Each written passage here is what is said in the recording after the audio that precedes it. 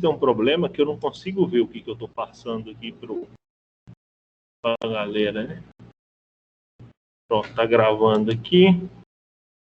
Gravando aqui, tá ali, então vamos direto para a aula em si. Marcos, é Marcos? Marco. É o seguinte, na aula passada só veio a Bianca. Nessa aula tá só você, mas os alunos aparentemente é você e ela. É só vocês dois. Então, nós vamos resolver nossos problemas, nós três. Mais fácil. Vai ficar mais simples. Tá bom? Eu vou relembrar um pouquinho. Você chegou a ver a aula online da outra? Você não viu? Tá, é bom você dar uma olhadinha. Na verdade, eu acho que eu até joguei alguma coisa, um link lá no grupo de uma outra aula que eu tinha em outro momento, tá? Você jogou um link da Unemat? De uma aula que eu tinha na Unemat. Eu dava essa disciplina agora, no semestre passado lá na Unemat, essa mesma disciplina. Tá? Mas, enfim, a nossa disciplina é cálculo numérico, como você sabe. Eu sou o professor Júlio, né? Depois você pesquisa aí o nome, se você estiver interessado em saber qualquer coisa, eu não vou perder tempo falando agora, tá? Vou falar mais da nossa disciplina mesmo, essa disciplina de cálculo numérico. A disciplina de cálculo numérico, que você também pode ver escrito por aí como análise numérica, ela é uma parte da matemática. Vamos dividir a matemática em duas partes. Uma parte que você resolve os problemas à mão e outra que você não consegue resolver os problemas à mão. Você já fez cálculo, já fez álgebra e tu sabe que tu aprende métodos analíticos para resolver as coisas, né? Se tu vai resolver um sistema linear, tu aprende lá em álgebra alguns métodos. E o professor te dá um sisteminha pequenininho, 3x3, e tu responde na prova. Se tu quer resolver uma derivada, o professor te ensina regras de derivação. E tu resolve, inclusive, na prova. Integral, mesma coisa. Tu quer resolver equação, né? Equação, se for de primeiro grau, isola o x, se for de segundo grau, usa Bhaskara e assim por diante. Mas e a maioria dos problemas reais? Dá para resolver no braço? A resposta é essa. Provavelmente não. Né? Então, a gente pode dividir a matemática em duas partes. Essa daí, o cálculo algébrico, né? Esse que tu conhece, que tu usa métodos analíticos, e o cálculo numérico, que seria essa parte que você vai resolver na base do computador. Né? Então, a gente vai usar aqui métodos iterativos, algumas outras ideias, que é o que forma a análise numérica, certo? Nós vamos, deixa eu ver se tem alguém pedindo para entrar na aula. Não tem. Só ficar atento aqui, que se a menina quiser entrar na aula, eu autorizar. Tá bom? Importante a apresentação não sair. Então, em resumo, análise numérica é a área aí, não só da matemática, mas de toda a ciência que analisa e implementa algoritmos para resolver numericamente os problemas da matemática. Resolver numericamente, né, por meio de métodos numéricos, né? Uma analogia seria o seguinte: ao invés de você funcionar seu carro na chave, aqui você vai empurrar e dar o tranco nele. Tá bom? Essa é a ideia da disciplina. Vai. Sabe aquela derivada que não dá para resolver por nenhuma das regras que tu aprendeu? Nós aprenderemos como resolvê-la. Sabe aquela integral que não funciona nenhum dos métodos? Saberemos como resolvê-la aqui, tá? Essa disciplina. Os problemas que a gente tem aqui, eles se originam de aplicações do mundo real. Você tem um problema. Eu, por exemplo, estou com um problema do mundo real. Para mim determinar o horário de chegar aqui na universidade para começar a aula. Como é que eu determino o horário que eu saio de casa? Eu faço uma conta bonitinha? Não. Eu faço o seguinte: ontem eu saí 6 horas de casa, prevendo o trânsito difícil, cheguei muito cedo. Cheguei aqui 6h20. Eu falei assim, vou sair um pouco mais tarde. Hoje eu saí 6h20, cheguei aqui 6h40. Vi que dá para mim montar tudo aqui, sobrou ainda 10 minutos. Amanhã eu vou sair 6h30. Pode ser que dê errado, porque eu posso pegar um trânsito mais pesado lá no final. Todo mundo está saindo da cidade e eu estou no sentido oposto. Pode ser um pouquinho ruim, né? Posso me atrasar. Mas esse processo de ajustando o horário que eu vou saindo ali, ele funcionaria como um método numérico. né? Não é um método analítico. E é o quê? É um problema real do mundo real. E vocês têm problemas do mundo real. Vocês são da engenharia de produção, então vocês vão encontrar muitos problemas aí, situações reais que tem que se resolver, que pode cair numa derivada, pode cair numa integral, e essa derivada ou essa integração talvez não sejam resolvíveis com os métodos que vocês aprenderam em cálculo. Na outra aula eu conversei com a Bianca e nós fizemos aqui uma sugestão sobre uma função custo, né, sobre a questão de manter um produto.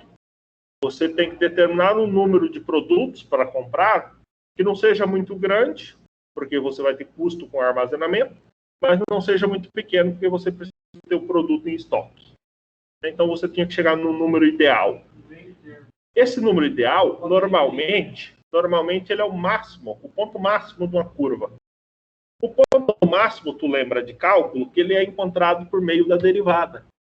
O valor máximo ou mínimo é encontrado por meio de derivadas. Estou aprendendo em cálculo. Agora, e se essa derivada que tu tem que calcular, se essa função que tu vai derivar, não se encaixa em nenhuma das regras que tu aprendeu? Talvez até se encaixe, mas seja extremamente complicada.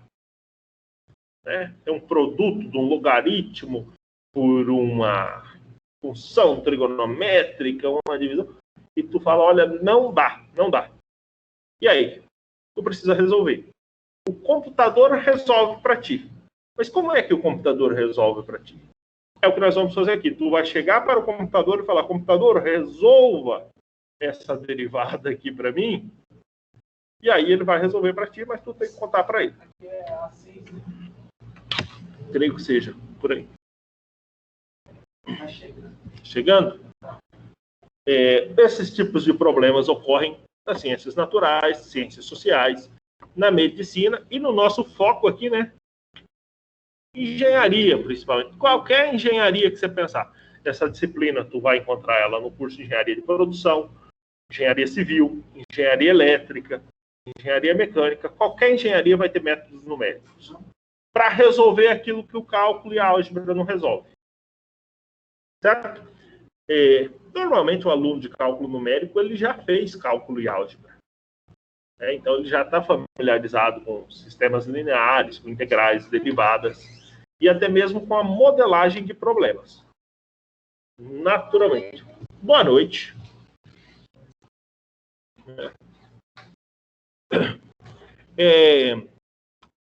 Existe cálculo numérico desde os antigos sumérios lá, os caras já tinham algumas maneiras de calcular números numericamente.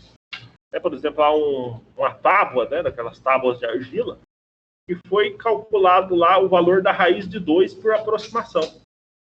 Então, o cara ia aproximando, até um valor com dezenas de casas decimais.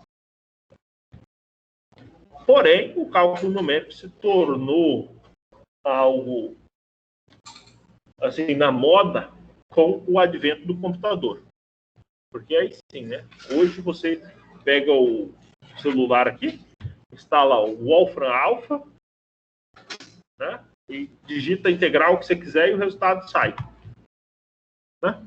Então, com o advento das máquinas, né? Computadores, celulares, todos o cálculo numérico aí ele se tornou muito mais útil, né? Muito mais fácil. E aí todo mundo começa a utilizá-lo. Às vezes você utiliza e nem sabe que está utilizando. Nós vamos ver depois um pouco no MATLAB que você às vezes está utilizando métodos numéricos e nem sabe que isso está acontecendo.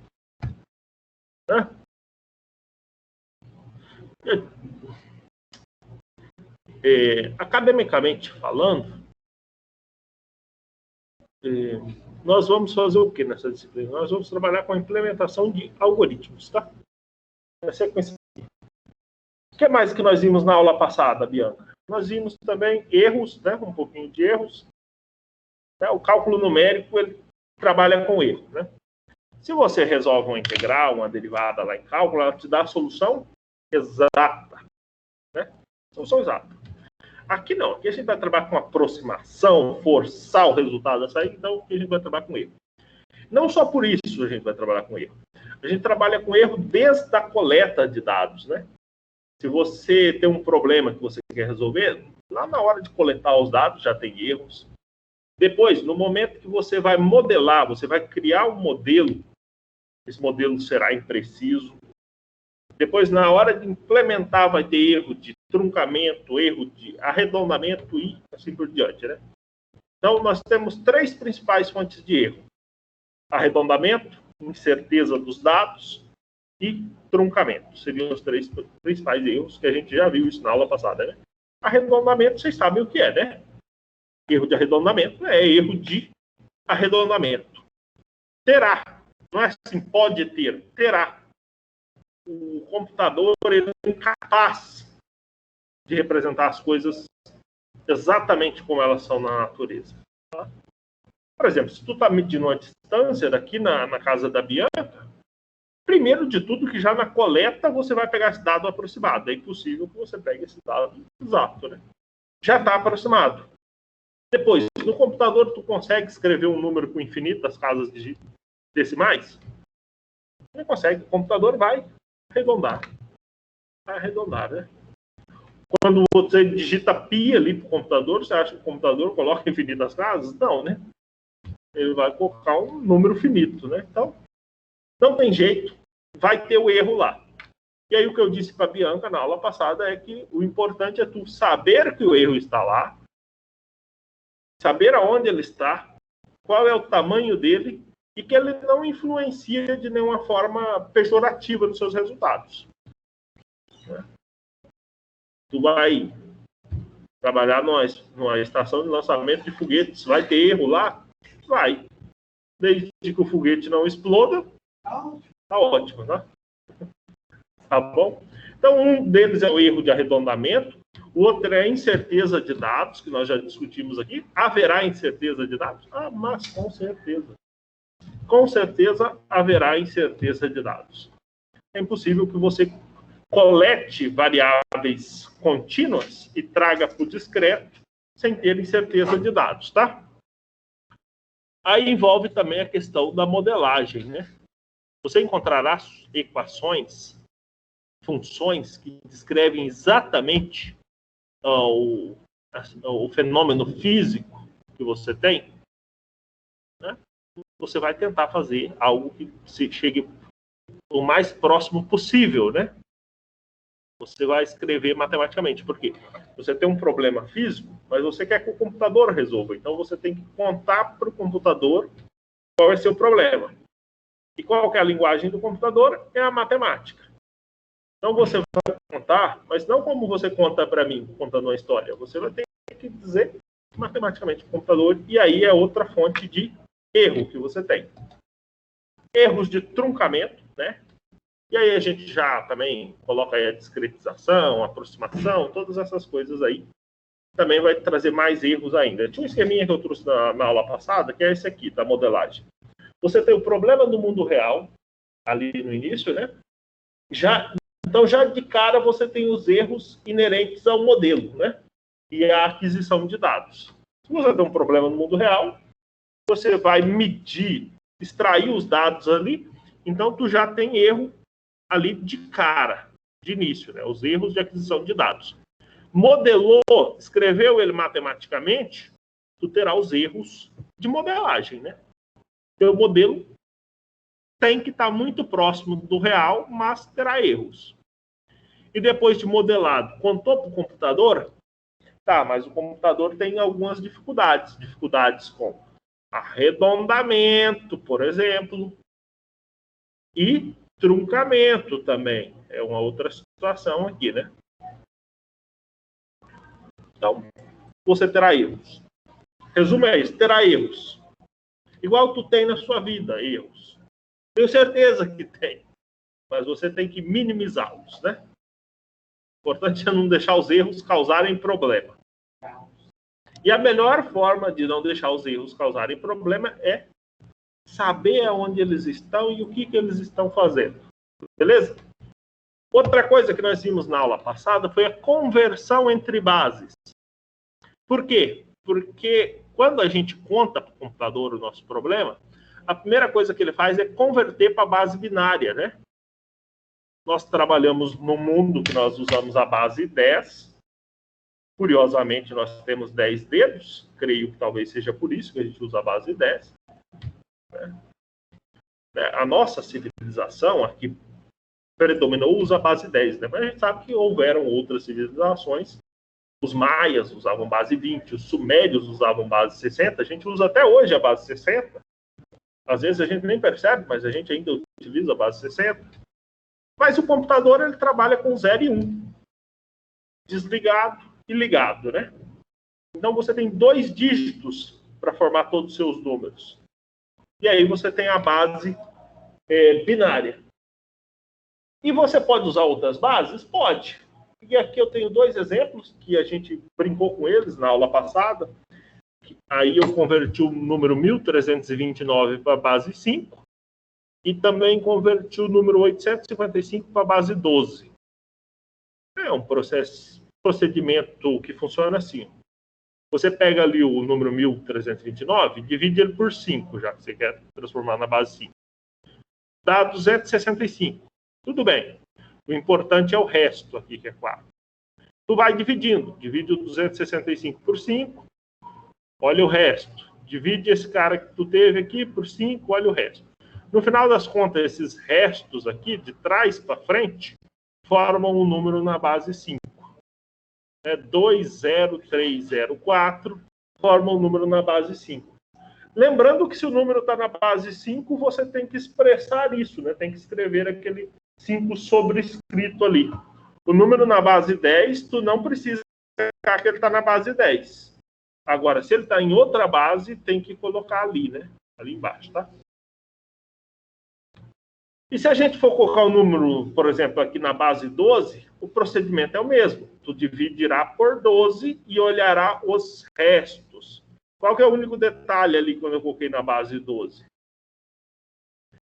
É que quando eu vou para a base 12, eu tenho que definir, aqui nesse caso eu tive que definir dois algarismos diferentes, um para representar 10 e o outro para representar 11, né? O alfa e o beta. Porque se tu pensar esse 11 aqui, ele teria um outro significado, né? Então tem que tomar cuidado. Então aqui eu vou colocar o 5, aí no lugar do 11 eu vou colocar esse beta, e no lugar do 3 coloco o 3 mesmo, né? Então como eu usei uma base maior que 10 aqui, eu tive que definir símbolos a partir do algarismo 9. Algarismo 10 e o 11, tá? Isso porque... Por que isso é interessante? Porque uma outra base bem comum de ser utilizada é a base hexadecimal, que tem 16 caracteres, né? 16 algarismos. Aí tu poderia escrever 0, 1, 2, 3, 4, 5, 6, 7, 8, 9 e depois colocar tipo A, B, C, D, E até dar 16, né? Poderia. Isso aí é como você converte as bases, né? Você cai na prova? Você cai na prova. Nós vamos ter uma prova e isso aí vai cair na prova. Tá bom? Então... E aí, se alguém tiver alguma dúvida, foi por conta desse aqui que eu mandei aquele link daquele dia, né, daquela outra aula, que eu explicava um pouco mais dessa questão. Tá? Lá naquele link eu explico também a questão dos números fracionários, números com vírgula, como se converte, tá? Acho que eu não vou cobrar na prova, talvez, não sei.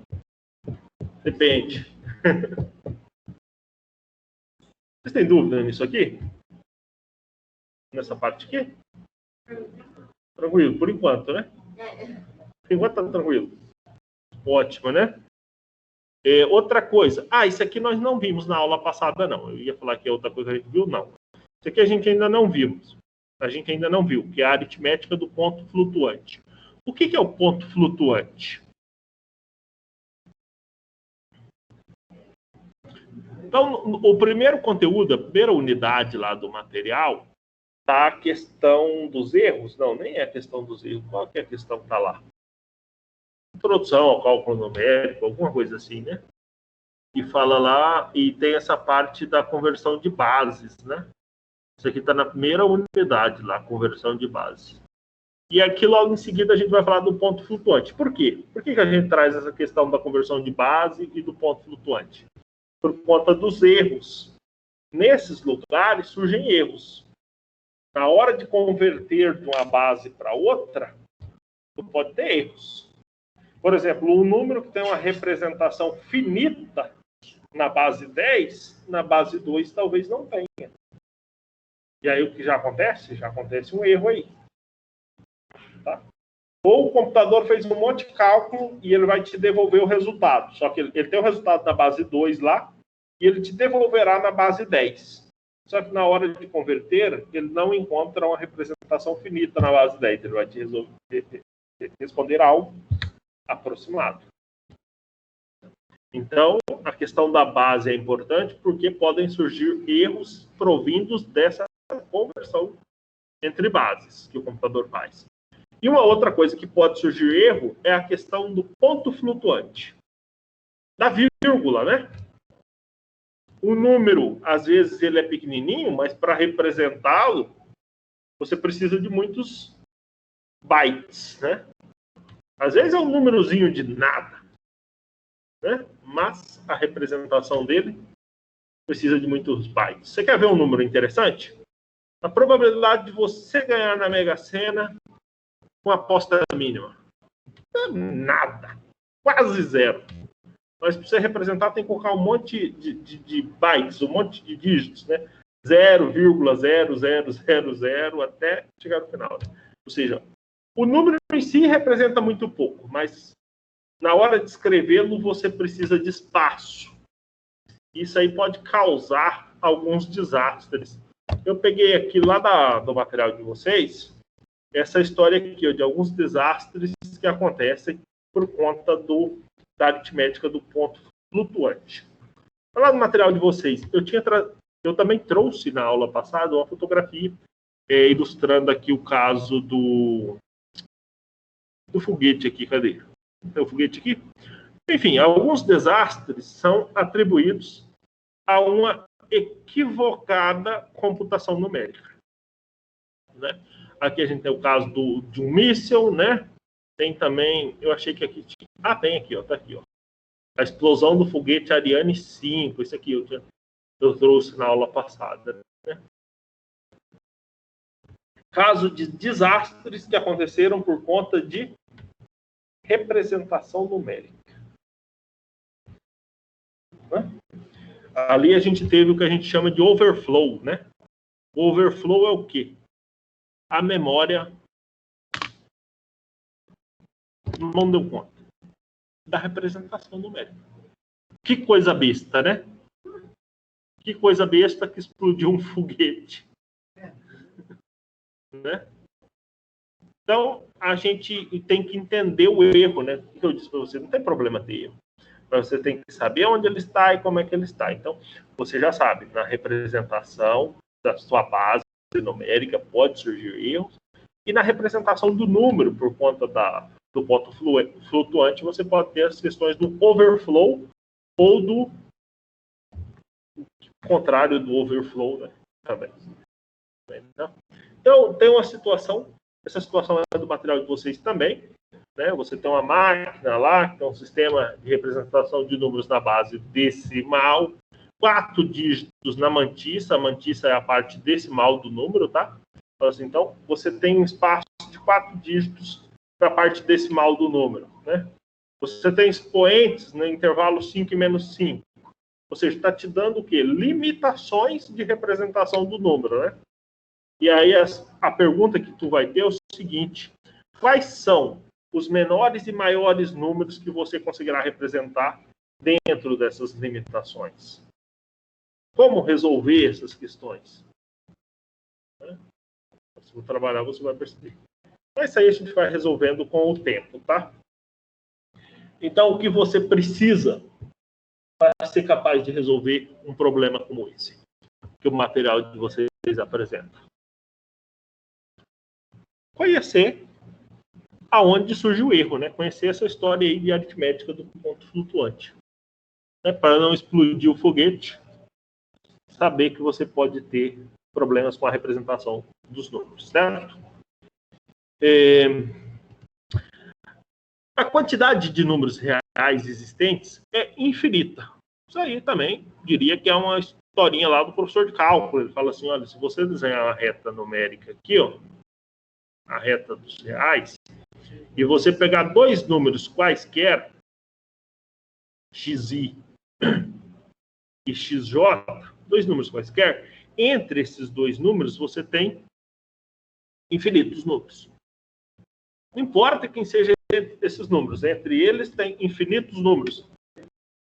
Agora, e para o computador isso aí vale? O computador consegue representar infinitos números? Não, o computador... Ó, uma história... Né, vocês já viram essa diferenciação entre reta contínua e reta discreta? Já estudaram essa coisa? Diferenciação entre contínuo e discreto? O contínuo você considera todos os elementos e o discreto você pega amostras, né? Seria como, ao invés de pegar a reta dos reais, você pegasse a reta dos inteiros, né? Pega alguns valores, né? Você está pegando algo discretizado. Para o computador, sempre é discreto. Ele é incapaz de pegar infinitos números. Né? Quando tu desenha o gráfico de uma função lá no cálculo, tu imagina assim, nossa, essa curva aí, ela é formada por infinitos pontos, né? Mesmo que eu continue dando zoom infinitamente, sempre ela vai estar contínua. Agora, para o computador, não. Ela pega um número finito de pontos. Pode ser uma porrada de pontos? Pode ser, mas é finito, com certeza. Tá? Então, esse aí é o primeiro detalhe, né, que eu estava falando para vocês. Os computadores são limitados, né, trabalham com números de tamanho finito. O pi, o número pi tem infinitas casas após a vírgula. Para o computador, não. Ele tem um número finito, sim. Tem como, né? Certo? Os computadores, como eles só representam números de tamanho finito, nós acabamos com essas duas situações aqui que a gente tinha apresentado ali atrás. Overflow e underflow. Né? São dois tipos de problemas relacionados à representação de números no computador, certo? E o overflow teria sido responsável pelos aqueles dois exemplos de desastre. Que também está aí no material de vocês. Né? Isso é sobre a representação de números, tá certo? Entendendo melhor essa história de overflow e underflow aí. É o seguinte, vamos supor, essa suposição também do material de vocês, que você tem uma máquina com essa capacidade aqui, ó, de representar valores binários de 32 bits. O que é um bit? Um caractere, não um bit. Não um byte, um bit. É 32 bits. E que ele efetue uma multiplicação cujo resultado retorne um número que ocupe mais espaço do que esses 32 bits disponível. Ou seja, tu tem uma capacidade, um número de espaço, é como se fosse essa sala aqui. Tem 40 bits aqui, né? 40 cadeiras. Só que tu multiplica esse 40 por 40 e te dá 1.600.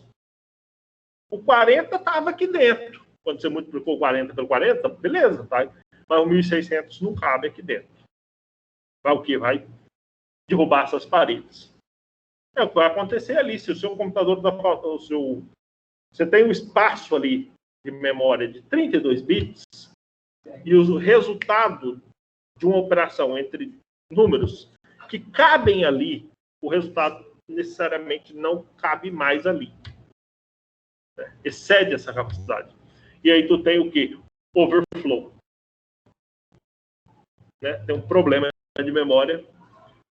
E você já sabe da aula passada que mesmo um errinho de nada pode dar um prejuízo gigantesco.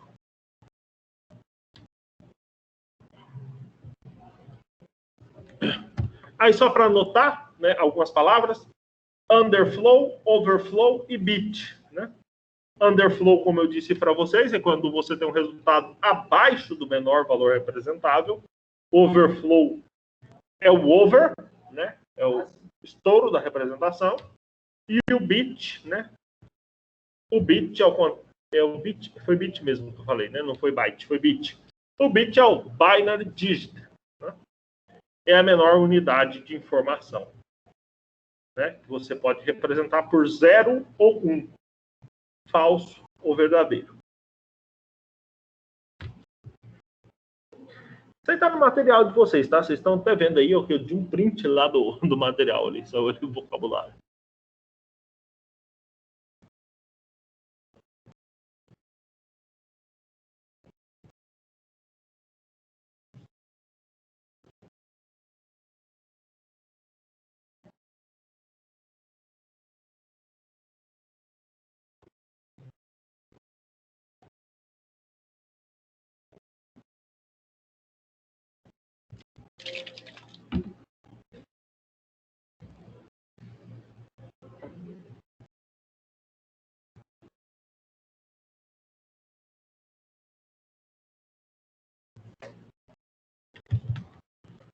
Então, essas palavras aí só para vocês lembrarem. Então, conforme eu estava dizendo, né? Outra coisa que eu creio que vocês já conheçam também é a questão... Você estava copiando, Bianca? Não? Então, deixa eu voltar para você copiar. Vocês querem que essa apresentação fique disponível lá também? Eu mando no grupo do WhatsApp na hora de terminar a aula. Você já pega uma apresentação. Tá bom? Então, para de copiar, Bianca. Depois você pega a apresentação. Então, o que eu estava dizendo? Vocês também conhecem a questão da notação científica, né? Já conhecem, né? Geralmente, quem gosta de notação científica é o pessoal da física, né?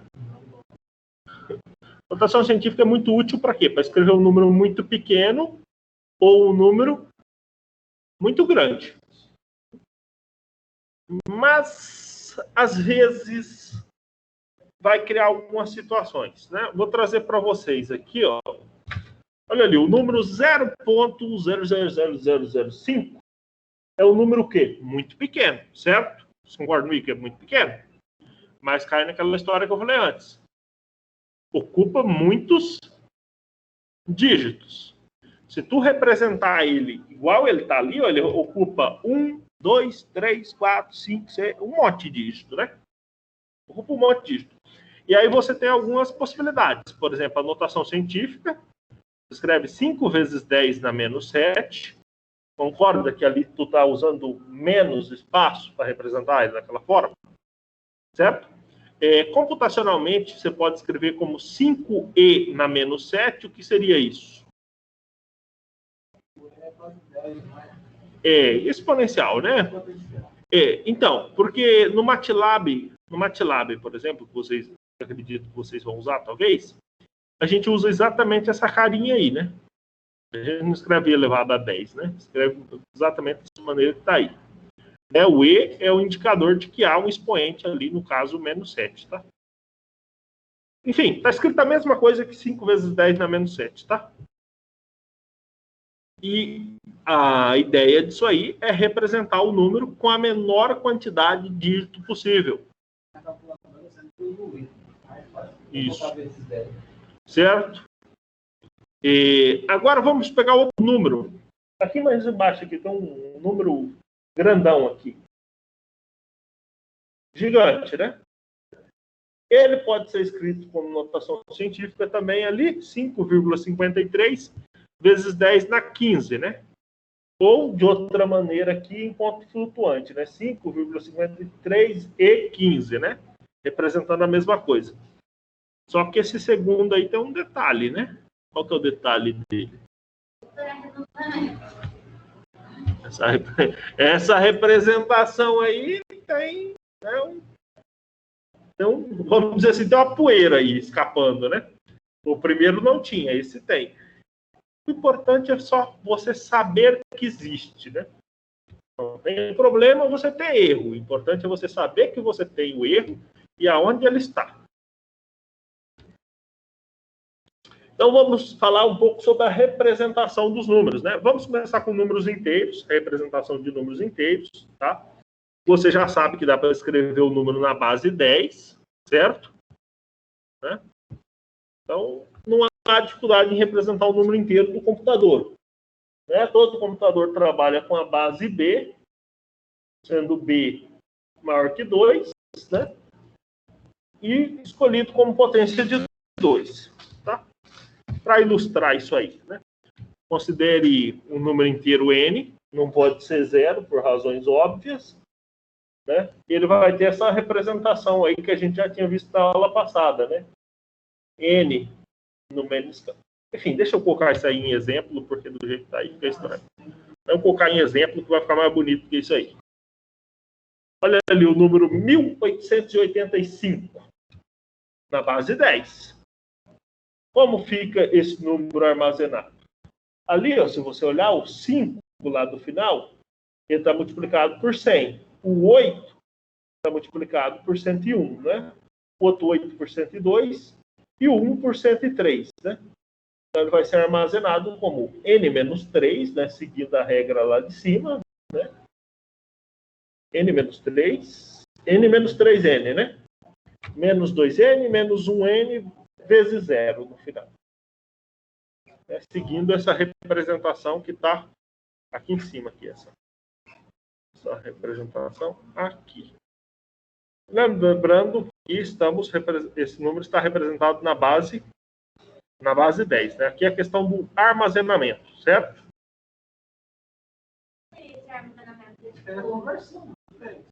Sim, mas a questão aqui é o seguinte, nós estamos falando do quê? De representação do número, né? Da representação. Então, você pensa assim, por exemplo, esse 5 que está ali, ele é a quarta casa, né? 1, 2, 3, 4. Quarta casa. Qual que é o valor dele na hora de representação? Na dúvida, você vem aqui na fórmula aqui em cima, né? N0, B0, N1, N-1, digo B1, e assim por diante. Você ia falar, Bianca? Mas eu não consegui entender. Isso aqui, ó. Trazer para cá. Quem que é o N? O N é o 1885. Tá? Já é um número diferente de zero, tá? Na representação dele, você vai ter aqui, ó. Tá ruim a imagem, né? Mas aqui... Isso, a imagem está um pouco ruim. Mas é isso que está acontecendo bem aqui, ó. N0, B0, mais N-1, B1, né? Se você parar para pensar, esses valores de N são o quê? 0, menos 1, até o último que você tiver, né? 0, menos 1 até o último. Sempre inteiros, né? De modo que o seu N tem que estar entre 0 e B. Tem que estar... E o B é a base.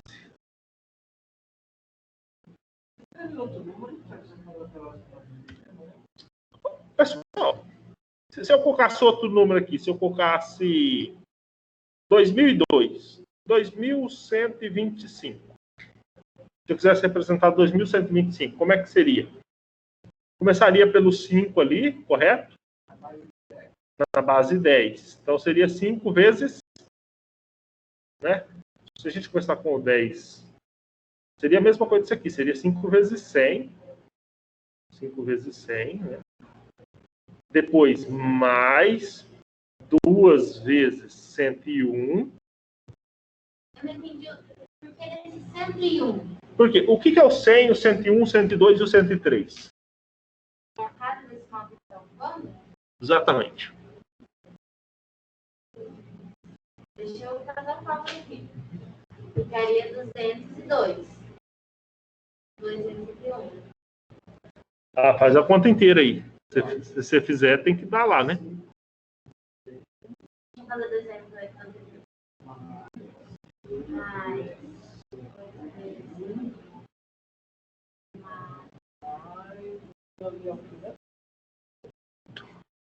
Depende de onde você está. Ah, Bateu? não.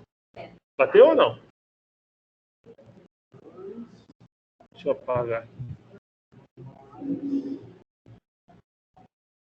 Os 12 para mim. Não, bateu não. É a calculadora do celular que... Você colocou os parênteses, colocou os parênteses? 5 vezes 7. 500 mais. Ah, você tá fazendo um por um? É. Para direto. Não. Mais.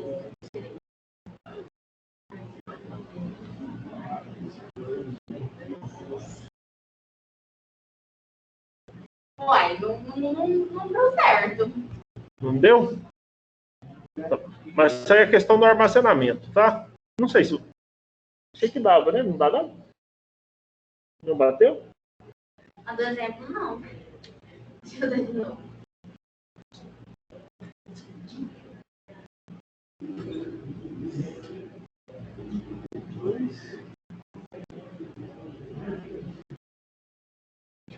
Achei que ia bater hoje. Não. Tô falando bobagem, gente. Vocês me perdoem. Deixa eu arrumar isso aí tudo. Nossa senhora, vocês me desculpem. Agora vai dar certo. Agora vai dar certo. É que tem um erro aí, né? Não é vezes 100, né? É 10 elevado a 0 ali, tá? Aqui, ó. Agora vocês vão fazer, vai dar certo. É 10 elevado a 0, 10 elevado a 1, 10 elevado a 2 e 10 elevado a 3. Porque daí fica unidade, dezena, centena e um milhar. Aí fica 10 elevado a 3 e 1000. Ah, tá. Agora eu entendi. Agora eu entendi. Não, mas aí eu tô... Porque da onde que é 101? Não é 101, é 10. Da onde que é 102? Não é 102. É 10 elevado a 2. É. Assim não ia bater mesmo. Vou anotar para depois lembrar. Então, ali então vai ser 5 vezes 10 elevado a 0, mais 8 vezes... É elevado, tá? É elevado. Ah, porque tudo tá na base... Ah, tá. É elevado.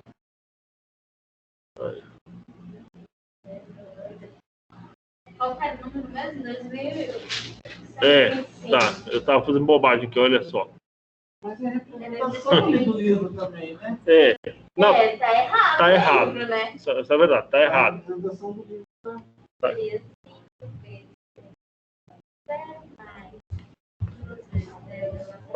Acontece. Esse livro aí é... Faltou elevado aqui. Não, mas eu não podia ter errado. Quando eu vou meio ali. Se tivesse colocado meio ali, tá tudo certo. Se tivesse colocado um chapéuzinho aqui, né? Um chapéuzinho para lembrar, tá? Então lembrar aí que é elevado, tá? Aí depois do número inteiro, nós também temos a questão do número real. Já no número real, nós temos duas possibilidades de representação, tá? Uma, ponto fixo. Se você vai representar um número usando essa coisa aqui, a melhor forma de entender essa coisa aqui é por meio de um exemplo, né? Mas vai ser um somatório indo de K até N, de XI, B elevado a menos I, né? Então, vocês vão entender que é a mesma coisa, né? Por exemplo, tu pegar aqui o número 2.886,15. Mesmo procedimento. 2 vezes 10. Aqui, ó. Esse aqui é 10 na 0, 10 na 1, 10 na 2, 10 na 3, né? Então, é 2 vezes 10 na 3, mais 8 vezes 10 na 2, mais 8 vezes 10 na 1, mais 6 vezes 10 na 0. Da vírgula para cá, os expoentes são negativos. 1 vezes 10 na menos 1, mais 5 vezes 10 na menos 2. E aqui, nesse exemplo, aqui não estava desconfigurado no livro. Certo? Agora faz sentido, né? Então, essa maneira segue a mesma que vocês acabaram de ver para os inteiros. Segue a mesma. Como assim tu começar pelo 0? 0, 1, 2, 3, ó. Mas antes. Você vai, ao invés de começar começaria pelo 5. Aqui eu fiz 5 vezes 10 na 0. Não, se eu começar 1 vezes 10 na 3, dá na mesma, né? Questão de prática aí, ver qual lado é mais prático. Porque você está somando, não importa a ordem, né? É uma questão só de prática.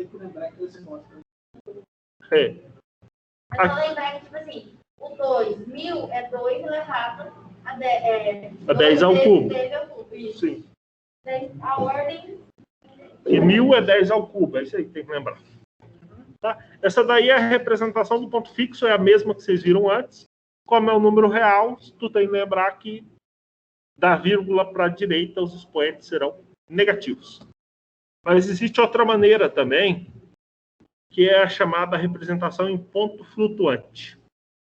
Essa daqui é o seguinte, ela é um pouco mais flexível e ela é mais utilizada também. Vai utilizar essa ideia aqui. Né? B vai ser a base e o número de dígitos da mantissa é dado por T. Esse E é o expoente, né? Vocês já estão vendo onde vai chegar, né? Certo? Nesse caso aqui, vamos pular essa parte. Vamos para o exemplo, né? Opa, ó. Volta aqui.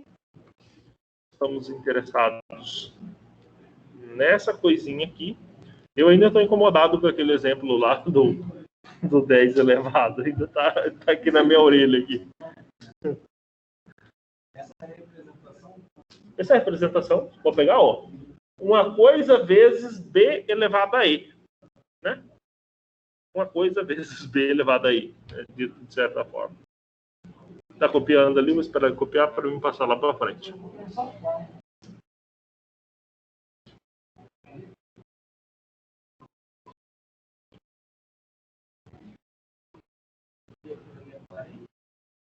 O parênteses antes do zero e depois do DT.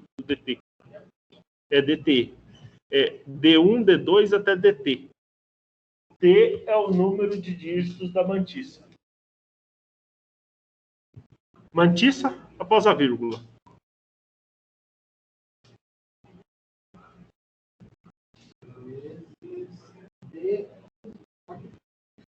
B elevado a I, né? B é a base.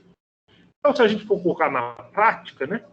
Vamos pegar aqui alguns exemplos. 0,65 é o número que está na base 10 e a gente vai representá-lo dessa segunda maneira aí que a gente viu, né? Que é a representação por ponto flutuante, né? Representação em ponto flutuante. Então, como é que a gente vai fazer com esse número 0,65? Vamos pensar o seguinte, o 6, ele está do lado direito da vírgula, certo? Então, ele é 6 vezes 10 dá menos 1. O 5 também está do lado direito e uma casa mais afastado. 5 vezes 10 dá menos 2. Essa galera toda aqui, ó, né? Se eu voltar aqui, ó, na fórmula, é o quê? É essa parte aqui, certo? Vezes B elevado a E. Vamos lá ver o B elevado a E? O B elevado a E é quem? O 10 elevado a zero aqui no caso, tá? Por que 10 elevado a zero? Porque do lado de cá não tem ninguém, né? Só tem o zero, né? Então, vezes 10 elevado a zero. Mas vamos ver alguma outra situação? Vamos olhar esse aqui, ó. O segundo exemplo. Menos 4,765. O menos aparece bem aqui, conforme a fórmula já diz para a gente, né? E depois aparece o 4 vezes 10 na menos 1. Na menos 1? É, menos 1. Não, tá certo, tá certo. Porque a compensação vai aparecer bem aqui, tá? Depois, 7 vezes 10 a menos 2. Entendeu? Sempre começa no menos 1 e vai até o final, né? Esse aqui vem até o menos 4. Só que aqui tem uma compensação, que é esse 10 a menos 1. Certo? Se tu comparar com esse exemplo aqui, ó, o número 4 é 4.321, né?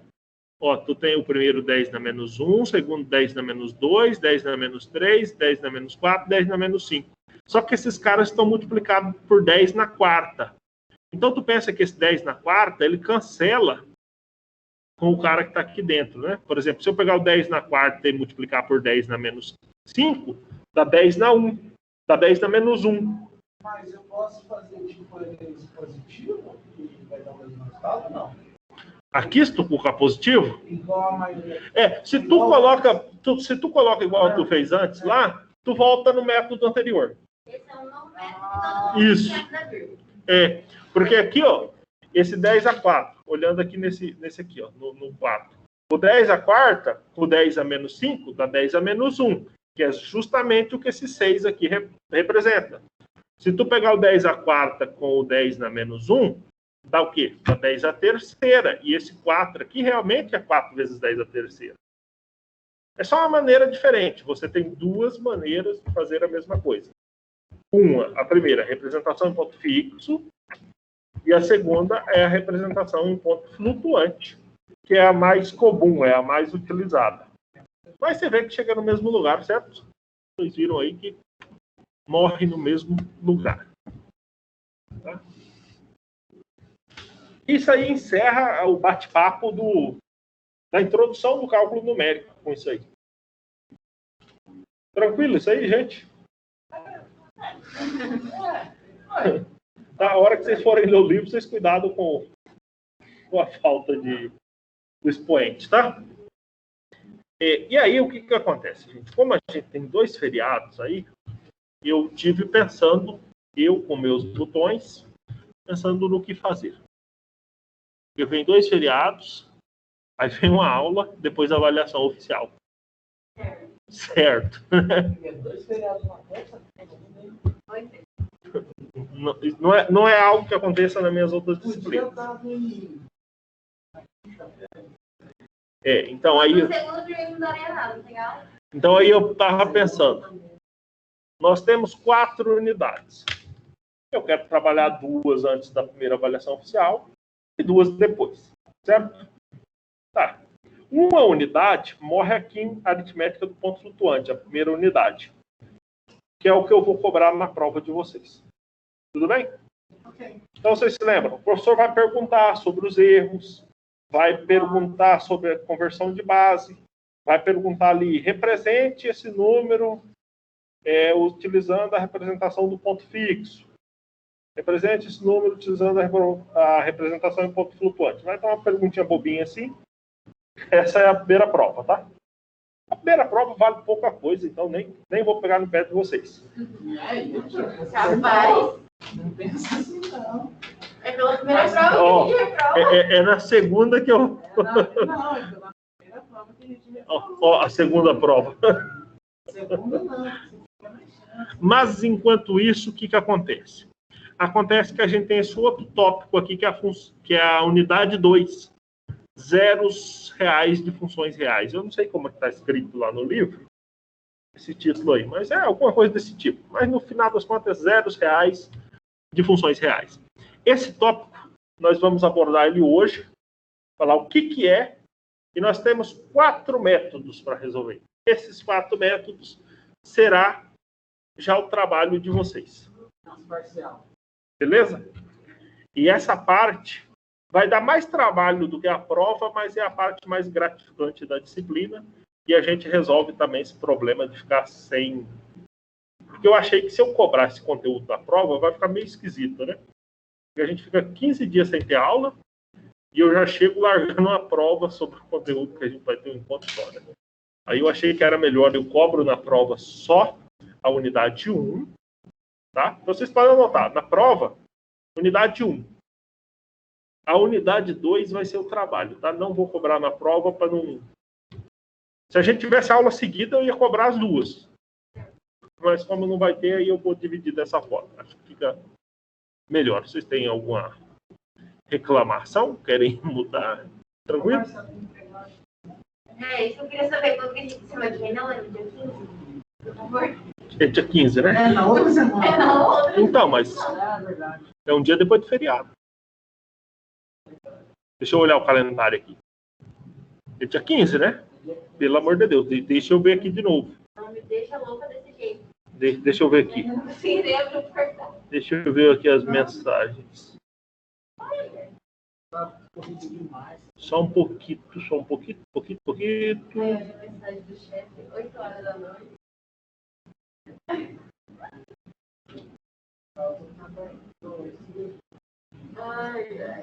A primeira parte da formativa é 10. É 10? É o desafio. Nota máxima.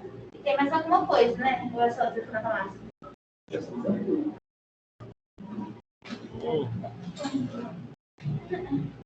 Qual que é o horário do nosso intervalo hoje? 8h40. Deixa eu mudar. Eu vou pegar uma água e vou aumentar até 8h40.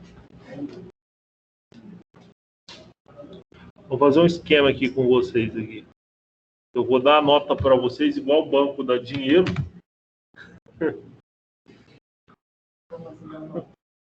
Ó, eu tenho que lançar antes da data que eu quero. Lançar antes ou pode lançar? Então eu vou lançar antes, eu vou lançar a nota de vocês. Eu vou lançar a nota máxima para vocês lá na parcial.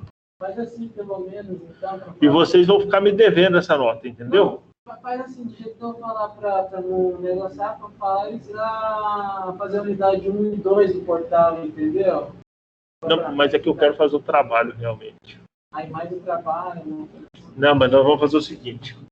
Vocês vão me mandar um rascunho até a data. Eu tenho que pegar aqui, ó. Mas é qual a data? Ela mandou dia 10. É dia 10. Dia 10 está muito em cima, né? Ó, Tem 10 dias. Não, mas nós vamos fazer o seguinte. Até dia 10, vocês vão me entregar uma parte do trabalho. Vamos fazer assim. Vocês vão me entregar uma parte. E você falou que é 4 metros, vai entregar 2 metros. Não. Já vou explicar como vai ser. Mas enfim, vocês vão me entregar uma parte. Com essa parte eu vou dar nota para vocês. Mas essa nota é um empréstimo de nota. E aí, metros? É um empréstimo. Por quê? Se vocês não me entregarem o que eu quero lá no dia 21, porque eu acho que a nossa aula seguinte seria dia 21, aí eu desconto essa nota na prova. 2 de vocês. Eita, faz isso não. Vai ser o primeiro empréstimo de nota que vocês fizeram no curso. Beleza? Não pode arrancar as notas daquela prova nele. Mas eu acho que é E isso. arrancar a nota da última prova. Mas eu não vou arrancar, porque vocês vão fazer bonitinho. É só um empréstimo. Vai ser assim, ó. Como eu tenho que dar as notas para vocês até dia 10 da parte formativa. É dia 10 do 9. Ou seja, não tem tempo hábil para a gente fazer o trabalho como eu quero. Então, ó, mantém a prova, mantém, não vou mudar nada, só no trabalho. Trabalho vocês vão me entregar dia 21. Se vocês vão me entregar dia 21, como é que eu vou dar nota para vocês dia 10? Vocês vão me entregar uma parcial do trabalho dia 10, só para comprovar, para mim falar, olha, não, receberam nota para entregar. Só que entre nós três, nós sabemos que vocês ainda não entregaram. Ou seja, então vai aparecer lá no seu portal os seus 1000 pontos, sei lá quantos pontos são. Você vai falar, obrigado, mas é só um empréstimo. Se no dia 21 você não entregar o trabalho, valendo esses pontos que já estão lançados, aonde que eu vou tirar esse empréstimo? Que uma confusão toda dessa. Essa confusão acontece porque eu tenho 2 feriados. Sim, mas tipo assim, não tem que a prova, né? Entendeu? 1000 pontos. Não sei quantos pontos são. Mas Acho, eu acho que é só não sei se é 500, né? É 500, é verdade, é 500. Então, da onde eu vou tirar esses 500 pontos? É por causa que... Deixa eu abrir aqui. É 500 pontos. Ah, vocês têm essa informação. Não é 1000 e depois 1500? É por causa que, ó... Deixa eu achar aqui. É 500 e depois tem mais 1000? Como é que é? É por causa que acontece. É 500 pontos da primeira parte. E assim, 500 pontos é o ED. Tem que fazer o ED. E o desafio da massa. Até dia 5. Meu Deus, até domingo. Tem que fazer o simulado até domingo. Aí os outros 500 pontos é um trabalho que o professor passar. Ou seja, vai ser esse trabalho que a gente tem que entregar até dia 21. Mas aí, no meu caso, vocês vão ter a nota de vocês, a data será estendida para dia 21. Vocês só vão me entregar um rascunho ali, Manda aí, só se vira. Isso. Tá? No final eu vou orientar vocês, tá? Mas fica, ó, então vai ficar combinado assim. A prova só a unidade 1 e a prova já tem a data lá, eu não sei qual que é, mas já tem. Né? Dia Por aí. 27. Mas só a unidade 1. Se vocês quiserem me lembrar, chegando na data, falar, o professor lembra que era só a unidade 1?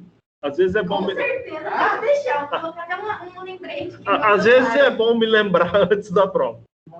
Ó, vai ser dia 28 a nossa prova, na terça-feira. Como eu dou aula em 3 lugares, Aí no dia 21... Às vezes eu Faz a esqueço. prova pra todo mundo. Às vezes eu esqueço. Então vocês podem me lembrar. O professor lembra que a prova era só a unidade 1. Eu vou lá, lembro. Porque se eu chegar aqui com a prova aqui, não dá para mudar depois, né? Não, é sério, eu vou lembrete. É verdade. Mas é para colocar mesmo. Tá? Prova só unidade 1. Você me lembre. Celular.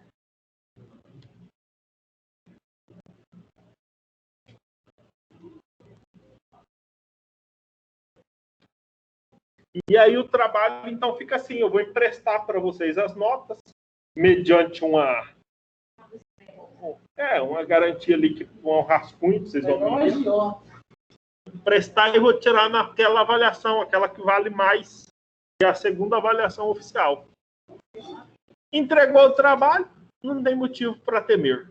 É igual a agiota. Pagou, tranquilo. Não vai participar. Já tinham feito isso aqui quantas vezes ao longo do curso de vocês? O empréstimo de nota. Essa aqui Já venderam prova? venderam prova? Vender prova, professor? Vender prova é assim, tá só você fazendo, o professor quer ir embora, e aí o professor olha para você e fala, Dou nota aí, ó. a prova vale 5.000 pontos, te dou 2.000 se eu entregar agora. Se treinando. Aí é com você vai falar 2.000 tá bom. 2.000 eu passo, 2.000 eu reprovo. Você olha assim. Vamos uma negociação de 2.500? Vamos negociando. Tá bom. Pessoal, então vamos falar do conteúdo da segunda unidade. Zeros reais de funções reais. O que é o zero de uma função? É o momento que o gráfico da função corta o eixo x, né? É a raiz da função. É quando acontece isso aqui, ó. F de x igual a zero. Tá? Eu coloquei aqui um exemplo de um circuito elétrico, porque na verdade eu dei a copiada da outra aula que eu di, que era para um curso de engenharia elétrica. Aqui não é o caso. Não, Mas o negócio tá ótimo. o que eu quero é o seguinte, tem uma função, ó, imagine aqui a função. Eixo x, eixo y, e aí a função ela faz isso aqui. Vamos supor que essa função aqui é seu lucro. Função lucro, ó. Função lucro, maravilha. O que acontece quando o lucro está passando para baixo aqui? Se chama prejuízo daqui para baixo. E aí você fala assim, não, quero saber o momento em que o meu lucro vira prejuízo. É quando f de x é igual a zero, né? Aqui, se fosse L de x, seria o L de x igual a zero, aconteceria aqui. E você, então, tem que achar isso aí. Aí tu vai falar, professor, se a minha função é linear, vai te dar uma equação do primeiro grau que tu sabe resolver, não precisa de método numérico. Se a tua função é de segundo grau, Bhaskara. Se a tua função é um logaritmo, se a tua função... E aí? Então aí é aí que vai entrar 4 métodos numéricos que a gente vai estudar. Certo? Aqui eu tenho uma... Ah, tá. Isso aqui é só para ilustrar esse exemplo aqui da engenharia elétrica. Não vou estender esse assunto com vocês, tá? Vamos pular. Olha aqui, ó. Gráficos de funções e zeros reais. Algumas possibilidades diferentes que vocês podem ter. Aqui, por exemplo, eu tenho um zero aqui e outro aqui. 2 zeros. Aqui eu tenho um aqui, outro aqui, depois volta, tem um terceiro. Aqui eu tenho 1, 2. Aqui eu só toca, na verdade, nem cruza para o lado de baixo, mas é um zero. Tocou, né? É um zero. Algumas possibilidades que tu pode ter de zeros de funções. Eu falo zeros reais de funções reais, porque eu não estou interessado aqui em raízes complexas e muito menos funções complexas, tá? Aí são as possibilidades. Como obter raízes de uma equação qualquer? Por que eu digo de uma equação qualquer? Porque você terá equações que os métodos analíticos não são suficientes, né? Vou até pular aqui para frente para mostrar algum exemplo para vocês. Ó, essa daqui é uma função cúbica, né? Uma cúbica não é tão difícil de resolver, não. Às vezes até dá. Mas nós temos... Olha essa daí, ó. 5N. Como é que resolve isso aí? Iguale isso aí a zero e me dê a resposta usando métodos analíticos? Não dá. Tem que ser por cálculo numérico. Tá? É por conta dessas coisas aí que tu precisa do cálculo numérico. Tá? Os métodos, eles terão duas fases, tá? Fase 1 e fase 2, todos, tá? Os nossos métodos serão através de processo iterativo, tá? Iteração. Na iteração 1, encontra um resultado. Na iteração 2, melhora o resultado. Na iteração 3, melhora mais. Até o momento que o resultado seja satisfatório, né? Dessa forma, ele terá duas fases. A fase 1, você localiza ou isola as raízes. Seria equivalente a você dizer assim, olha, nesse intervalo aqui tem uma raiz, mas não sei exatamente onde está, sei que está por aqui. E na fase 2, que é o refinamento, aí você vai até a raiz e acha ela. Na fase 1, você acha o intervalo que contém a raiz.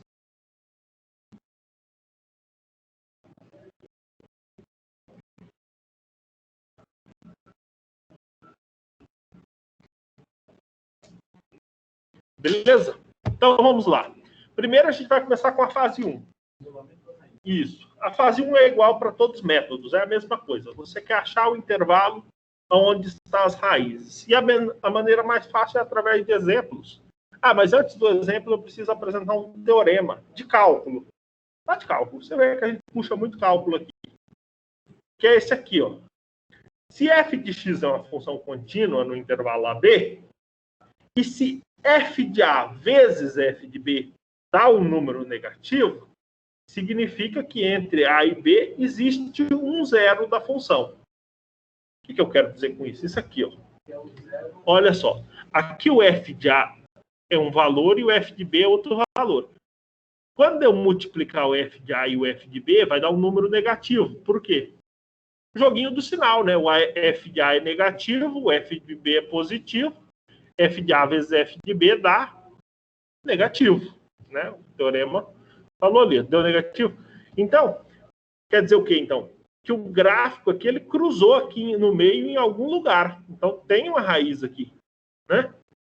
Só que o teorema, ele diz que tem pelo menos uma. Ele não falou que é só uma. Pelo menos uma tem. Pode ter até mais do que uma. Ó, na primeira situação aqui, você tem uma. Na segunda, se você pegar o f de A e o f de B, aqui é negativo, aqui é positivo, negativo com positivo dá negativo. Só que aqui no meio ele passeou, né? Teve uma raiz aqui, teve outra aqui, teve outra aqui. Por isso que é pelo menos uma, pode ter até mais do que uma. E a terceira situação aqui, ó, tem um aqui. Aqui, na verdade, ele nem cruzou, ele só tocou, mas já é suficiente para ser uma raiz. Então, o teorema diz que se você multiplicar o f de A pelo f de B e te der negativo, significa que ele tinha sinais diferentes em A e em B, né? Então, no mínimo, uma raiz tem. Pode ser que tenha mais. Qual que é a ideia desse teorema? Te dá um intervalo AB, onde você sabe que tem uma raiz ali dentro, né? Lá, que é a fase 1, né? Tu sabe, então, tu tem um intervalo com a raiz. Pelo menos uma. Essa é a fase 1. Uma observação importantíssima sobre a derivada. E se tu derivar aquela função f de x e notar que ela preserva o sinal em AB, o que significa que a função preserva o sinal? A derivada. Vocês se lembram que a derivada ela conta sobre o comportamento da função? A derivada me diz se a minha função cresce ou decresce. Vocês lembram disso? Derivada positiva, a função está crescendo. Derivada negativa, a função está decrescendo a função original. Ou seja, ele está dizendo aqui, ó, se a função preservar o sinal, significa ou ela está sempre crescendo ou ela está sempre decrescendo. Primeiro eu disse que pelo menos uma raiz tem. Depois eu digo que se a derivada preserva o sinal, essa raiz é única. Então, atendendo a esse teorema e a essa observação ao mesmo tempo, eu sei que no intervalo tem uma raiz e essa raiz é única. Tá? Então, Dependendo de quantas raízes tem. Aí aqui, para entender a situação, aqui, ó, por exemplo, aqui essa função é crescente, né? Nesse intervalo. Significa que a derivada aqui é sempre positiva, é sempre uma função positiva aqui. Ou seja, então, tu sabe que se a derivada é positiva, então a função é crescente, consequentemente, você só tem uma raiz. Aqui nesse segundo caso, a derivada não preserva sinal. Por quê? Porque aqui, ó, ela cresce, então derivada positiva. Aqui a função decresce, derivada negativa. Depois a função cresce de novo, derivada positiva. Então aqui tu tem 3 raízes, né? Porque a derivada não preservou sinal, ela trocou de sinal, né? A derivada trocou de sinal, significa que a função cresceu, decresceu. Né? Então pode dizer quando a raiz for sempre uma só, e sempre vai ter só um sinal. Então, mas o interessante é esse, é você saber que aquele intervalo tem uma raiz. Né? Esse é o importante. Né? Aqui nós temos mais exemplos, a mesma situação, né? A derivada da função positiva sempre, você tem uma raiz aqui, sempre negativa, você tem uma raiz aqui, mesma coisa. Uma forma de se isolar as raízes da função, usando esses resultados anteriores, é fazendo uma tabelinha. Uma tabelinha com vários valores para x. E aí a gente chega lá naquele exemplo. Tem uma função cúbica aí. Uma função cúbica tem método analítico de achar a raiz da função cúbica? Tem. Mas já é mais complicado. Vocês vão se lembrar que o professor sempre para na função quadrática. Né? E ninguém fica brincando com função cúbica. Mas tem, mas já é chato. Então vamos pegar essa função aí. O que vocês acham dessa função aí? Função do terceiro grau. Quantas raízes devem ter? Olha, uma função do terceiro grau sempre tem 3 raízes. Só que aqui nós estamos interessados em raízes reais. E quando eu digo que ela tem 3 raízes, não há uma garantia que as 3 raízes sejam reais, tá? Uma função como essa daqui, obrigatoriamente, tem pelo menos uma raiz real. Pode ter 2 e pode ter 3, no máximo, né? Vamos fazer uma tabelinha. Né? É o que eu faço aqui no próximo quadro, uma tabelinha. Peguei valores aqui do menos 100 até o 5. Por que eu peguei valores? Porque pela cara, pelo meu conhecimento já das funções, eu sei que as raízes, se tiverem, estão ali na vizinhança de 0. Para menos 100, essa função te dá um resultado negativo, né? Se tu substituir menos 100 na função. Como vocês estão em cálculo numérico, algo que é liberado na minha disciplina é o quê? É o uso da calculadora, né? Então, se tu substituir o menos 100, vai te dar um resultado negativo. E aí tu continua, substitui o menos 10, negativo. Menos 5, negativo. Quando tu põe o menos 3, aí dá positivo. Então, tu sabe que entre menos 5 e menos 3, tem alguma raiz, né? Tu continua aqui substituindo. Tu põe o menos 1, positivo. Põe o 0, negativo. Quando tu põe o 1, negativo. Mudou de sinal de novo. Então, aqui, outra raiz nesse outro intervalo. Quando tu põe o 2 lá, a função te retorna negativo. Quando tu põe o 3 aqui no lugar do x, positivo de novo. Então, aqui nesse outro intervalo, tu tem o quê? Outra raiz. Como eu já disse para vocês que a função do terceiro grau tem no máximo 3 raízes, eu já localizei os intervalos que você tem cada uma delas. Tá aqui embaixo, aqui, ó. Intervalo 1, intervalo 2, intervalo 3. Cada um deles localizado.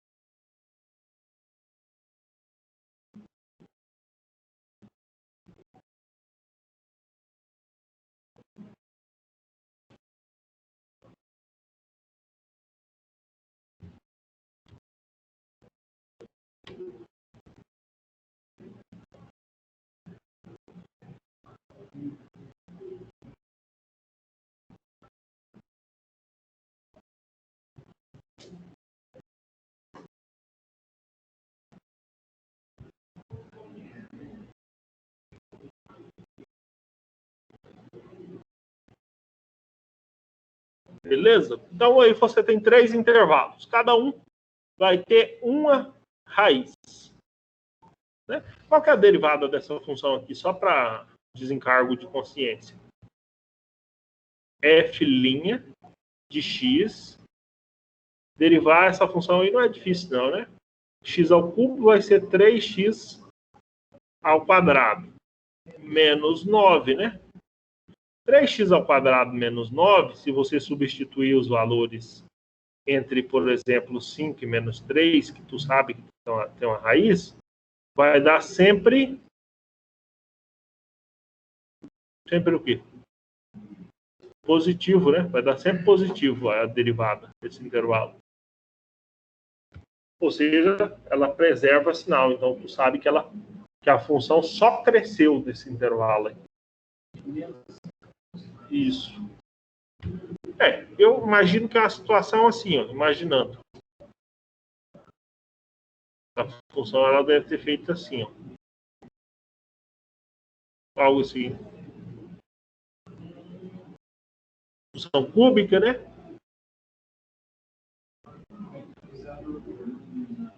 Uma raiz, 2 raízes, 3 raízes.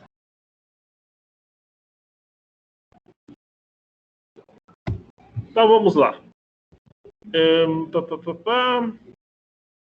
Bom, já sei que são 3 intervalos e que dentro de cada um deles tem uma raiz. Pessoal, então a fase 1 já foi feita aí. Tá? É determinar os intervalos. A parte de entrar no intervalo, bater na porta do intervalo e procurar a raiz, como se procura uma agulha no palheiro, é a fase 2, que não vem ao caso por enquanto. Por enquanto. Vamos para o exemplo B. Por quê? Porque a ideia do exemplo B é uma função mais complicada.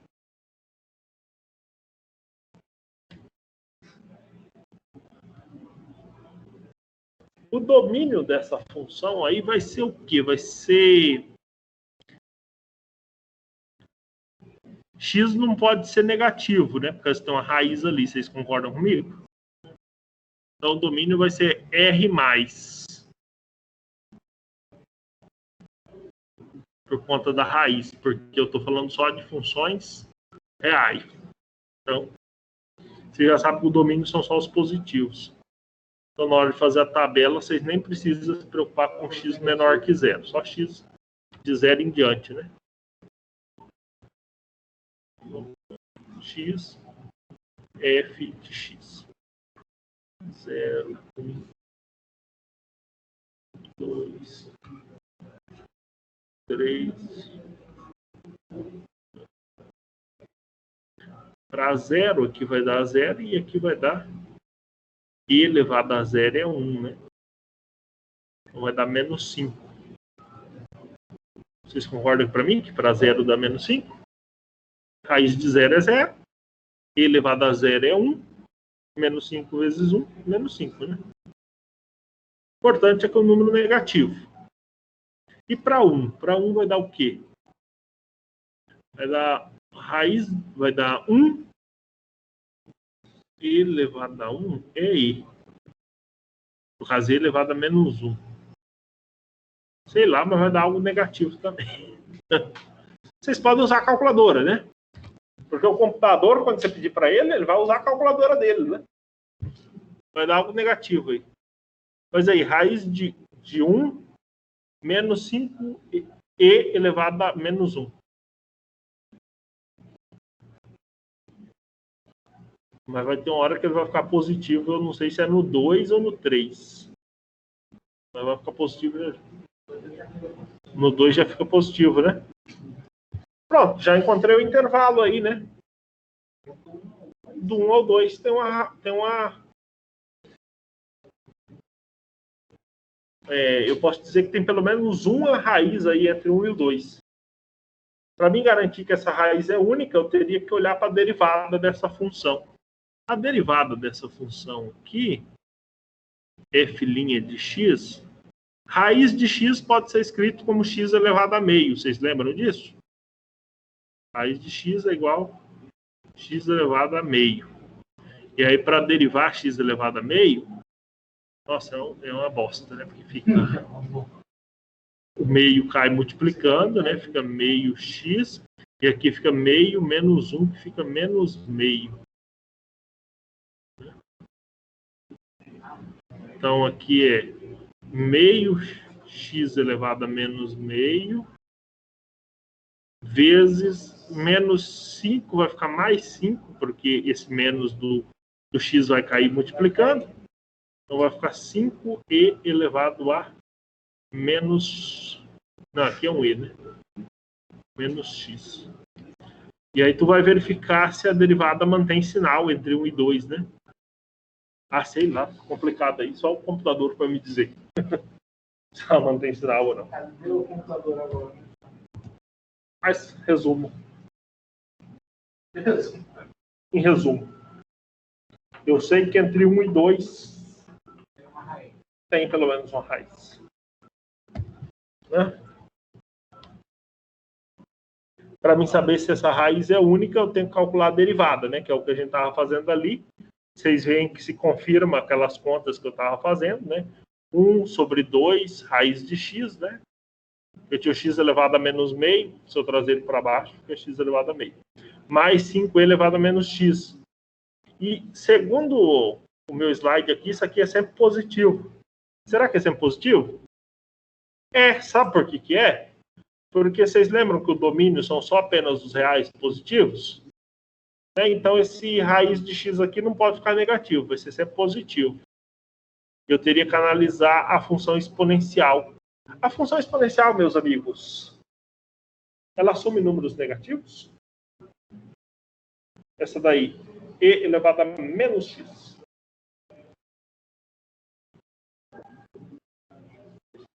Sabendo que esse x é sempre positivo? Não. A resposta é não. Então, isso aqui sempre vai ser positivo, tá? E se isso aqui é sempre positivo, eu tenho a garantia que essa raiz que está aqui é única. Mas é tipo, eles estão sempre em módulo. Essa raiz aqui, então, é única, tá? E aí é só ir para a fase 2, né?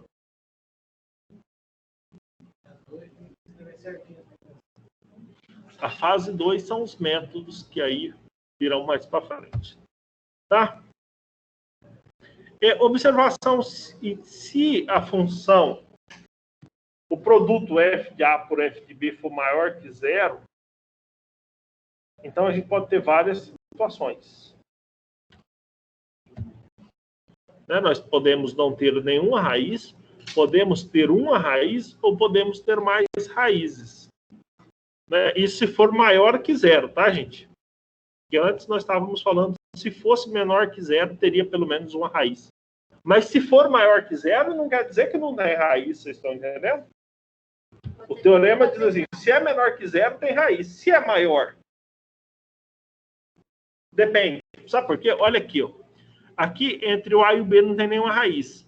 Aqui nesse segundo aqui, entre o A e o B tem duas raízes.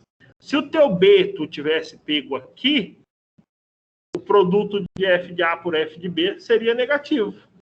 Como tu pegou teu B aqui para frente, o produto dá positivo. Então, o recado aqui é o seguinte, se o teu produto de f de A por f de B deu maior que zero, não quer dizer nada. Tá? Não tire conclusões disso. Tá? Tire conclusões se der negativo. Se der positivo, não tire conclusões. Tá? E pode ser que se tu mudar um pouco esse intervalo, né? Aqui eu mostrei que se tu diminuir um pouco, cai no caso anterior. Tá? E ainda tem essa situação aqui que tu tem uma raiz, que é quando o gráfico só tocou o eixo, né? Ele não cruzou para o outro lado, ele só tocou.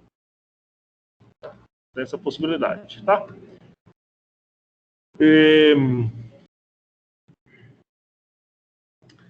A análise gráfica de uma função, ela pode ser boa para você ter aproximações para a raiz. Análise gráfica, o que eu estou dizendo?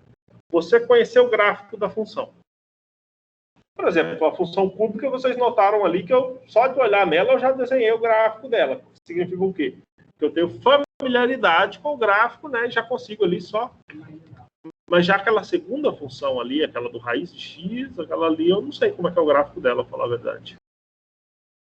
Tá? É importante conhecer o gráfico das funções, tá? A análise gráfica vai ajudar você, então, ali a determinar esses intervalos. Tá? Se tu conhece o gráfico da função, tu vai conseguir determinar esses intervalos com uma boa precisão. Tá, essa parte aí. Aí a questão da análise gráfica, lembra aquela primeira função que a gente trabalhou? Tá aí o gráfico dela.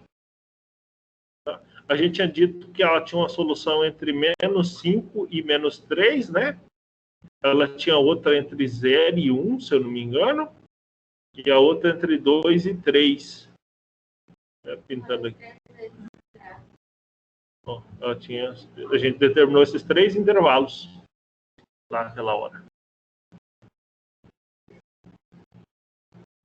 Certo? Se tu... O que é isso aqui? Isso aqui é uma outra coisa. Isso aqui é uma maneira de você reduzir esse problema a outro problema, tá? Ali a gente igualou essa função a zero, tá? Essa é uma maneira. Existem outras maneiras. Por exemplo, ao invés de tu igualar essa função a zero, tu fala assim, divide isso aqui em outras duas funções. Por exemplo, x ao cubo e 9x mais 3. E iguala essas duas funções. É o que está feito aqui, ó. Aqui tu tem uma função g, que é x ao cubo, e uma função h, que é 9x menos 3. Quando essas funções são iguais, aqui, aqui e aqui, é exatamente naquelas 3 raízes. Tá? Mas isso é mais complicado. Às vezes não, porque para esse problema maldito aqui, ao invés de tu igualar essa bosta a zero, tu iguala o raiz de x a menos igual, né? Tu faz raiz de x igual menos 5, igual 5e elevado a x, né? Trazendo esse cara para cá. Porque, ó, tu tá dizendo que f de x é igual a zero, certo? Tu tá fazendo a afirmação. Então, tu pode dizer que raiz de x menos 5e elevado a menos x é igual a zero. Ou seja, raiz de x é igual a 5e elevado a menos x. Porque raiz de x é um gráfico fácil de fazer. A raiz de x é fácil de fazer. E o 5 elevado a x também é uma exponencial fácil de fazer. Então, se tu pensar nas duas separadas, é mais fácil do que pensar nas duas juntas. Né? E aqui, no caso, ó, o raiz de x está aqui, ó, né? Bonitinho, não é difícil de fazer. E a exponencial é uma exponencial decrescente, porque esse cara aqui é negativo, né? E elas se encontram aqui em algum momento entre 1 e 2, conforme a gente já sabia.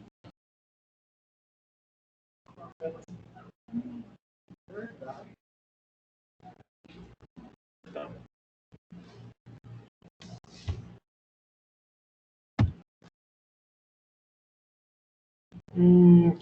Aqui é outra função, né? Outro exemplo. X log de x menos 1. Encontrar solução dessa coisa aí. E o que foi feito aqui? Aqui foi dividido x log de x menos 1 em duas funções também, né? Primeiro você passou um para o outro lado, depois tu... Nossa, passou esse x aqui também dividindo, né? Então ficou log de x igual 1 sobre x. O log de x é esse daqui crescendo, né? Se vocês lembrarem dos logaritmos, esse aqui é o log de x, e 1 sobre x é essa daqui que desce. Né? Aqui desce, então, é o 1 sobre x, e aqui sobe o logaritmo, e bem aqui as duas se encontram. Né? Esse ponto em que as duas se encontram também é o ponto em que essa função aqui é zero. Certo? Certo, né? Fase 2, refinamento. Nossa, já estamos aqui já. Essa daí é a fase 1, tá? Vale para todos os métodos. Então, antes de você aplicar qualquer dos métodos que a gente vai ver aqui, você tem que fazer a fase 1. Tá? Então, se você vai escrever um código lá para o computador e encontrar as raízes, ele vai ter duas partes, fase 1 e fase 2. Fase 1 vai te dar o intervalo em que a raiz está dentro, e a fase 2 vai refinar, vai chegar a uma raiz exata ou muito próxima. Então, a fase 2 será o refinamento, será um método iterativo, por iterações, né? Vocês já programaram um programinha qualquer ou não? Não, então vocês vão fazer. Então vocês vão fazer. Né? Então, imagine o seguinte. Eu falei que a raiz estava entre menos 5 e 3. E menos 3, né? Então, eu dei um intervalo na fase 1. Na fase 2, você pode pegar esse intervalo e dividir na metade. Um tipo de método que você poderia ter é o seguinte. Entre menos 5 e 3, quebra em 2 intervalos. Testa um dos intervalos, fala, a raiz está aqui ou aqui? Se ela estiver aqui, tu joga esse fora e tu tem um intervalo menor aqui. Certo? Se ela estiver aqui, tu joga esse fora e tu tem um intervalo menor aqui. Tá? Não tem prejuízo. Esse intervalo menor, tu obteve com uma iteração. Na próxima iteração, tu vai fazer o que com esse intervalo? Dividir ele em 2 menores ainda. Jogará um fora e irá com um menor para a próxima iteração. Cada iteração, tu vai quebrando teu intervalo na metade. Em algum momento, teu intervalo será muito pequeno. E aí vai atingir o famigerado critério de parada. Assim, não, agora os limites do meu, que antes eram 2 unidades, de menos 5 a menos 3, né? Em alguma iteração, tu vai ter um intervalo que a largura dele é 0.0001, né? Já tá bom, aí que já pega aí o que tá aí, não precisa melhorar mais, né? Ou o critério de parada pode ser alguma outra coisa também. Pode ser a solução, né? Tu tá olhando para a solução já está próxima de 0, né? Tá 0.00001. Aí fala, já tá bom, pode parar aí. Pode ser número de iteração também. Você fala, nossa, meu computador passou a noite inteira, já está na hora de parar, né? Esse negócio. Tá? É o que a fase 2 vai fazer. Vocês entenderam essa ideia que eu passei da fase 2? De iteração? Mais ou menos. Vou fazer aqui, ó. Você está lá na reta real, lembra? Lembra que você tinha uma raiz aqui entre 0 e 1? Você falou assim, minha raiz está entre 0 e 1. Aí vamos supor que tu cria um programa que vai quebrar esse intervalo bem no meio. Qual é o número que está aqui? 0,5. E aí ele vai checar se a sua raiz está nesse intervalo aqui ou nesse aqui. Como é que ele checa? F de A vezes F de B, certo? Então ele vai fazer o F de 0 vezes o F de 0,5, vai falar, deu negativo ou positivo? Deu positivo, então a raiz não está aqui. Tem que estar nesse outro. O que aconteceu nessa iteração? Ele diminuiu o seu intervalo. Você está mais próximo da sua raiz. Isso foi a primeira iteração. Na segunda iteração, ele vai pegar esse intervalo que ele selecionou e quebrar aqui, ó, no 0,75. Testa se a raiz está aqui ou se está aqui. Vamos supor que a raiz não está aqui, esteja aqui, ó. Já está com um intervalo bem menor. E cada iteração vai quebrando o intervalo no meio e selecionando aquele intervalo que tem a raiz. Vai chegar num momento que tu vai ter um intervalinho bem pequenininho aqui, aí tu fala, não, pode parar aí que já tá bom. Que é o critério de parada. Certo? Entendeu, né? Então, o método funciona assim, tá, gente? Você tem o início, dados iniciais, cálculos iniciais, e aí você anota ali, iteração 1, K igual a 1. Calcula uma nova aproximação. Essa aproximação é boa o suficiente? Se for boa o suficiente, você vai encerrar o programa, né? Opa, primeira iteração, já deu top, encerra o programa, tá com a resposta. não é boa o suficiente, você atualiza seu contador de iteração, que antes era K igual a 1, vai ser K igual a K mais 1, ou seja, vai para 2. Faz o processo de novo. Acha um novo intervalo. Tá bom? Se tiver bom, para. Se não tiver bom, atualiza a iteração e vai fazer.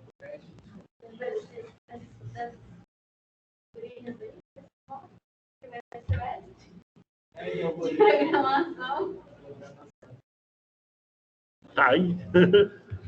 Pessoal, e qual é o momento de parar? É o critério de parada. Tá? Existem diferentes critérios de paradas. Um deles é ver se a sua raiz está boa, né? Você teria 2, né? Aqui, ó. A raiz aproximada, você compara a raiz aproximada com a desejada, e ela tem que ser menor que um número, né? Geralmente aqui seria um 0.0000, alguma coisa assim, sabe?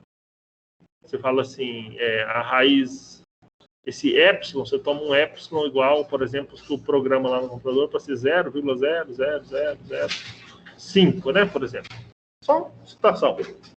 No MATLAB mesmo, às vezes a gente quer um negócio bem bacana, a gente fala assim, ó. Opa, vem cá. Esse é um programinha seu?